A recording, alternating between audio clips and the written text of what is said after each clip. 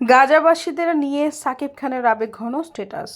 ফিলিস্তিনের অবরুদ্ধ গাজা উপত্যকায় ইসরায়েলি হামলা চলছে, একের পর এক বোমা বর্ষণে নির্বিচারে প্রাণ হারাচ্ছেন নিরপরাধ ফিলিস্তিনিরা। এই নৃশংসতার প্রতিবাদে ফিলিস্তিনিদের পক্ষে মুখ খুলেছেন ঢালিউড চিত্রনায়ক সাকিব খান। রোববার নিজের ভেরিফাইড ফেসবুক প্রোফাইলে গাজাবাসীর পক্ষে একটি আবেগঘন স্ট্যাটাস দেন তিনি। পোস্টে সাকিব খান লিখেছেন, গাজা শুধু একটি ভৌগোলিক নাম নয়, এটি যেন আজ নির্যাতিত মানুষের প্রতীক। দুঃখজনক হলেও বাস্তবতা হচ্ছে, সৃষ্টিকর্তার কাছে প্রার্থনা করা ছাড়া আর কিছু করতে না পারা।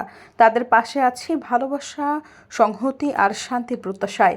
এদিকে গাজায় গণহত্যার প্রতিবাদে সোমবার বিশ্বব্যাপী হরতাল পালনের আহ্বান জানিয়েছে নিপীড়িত গাজাবাসী।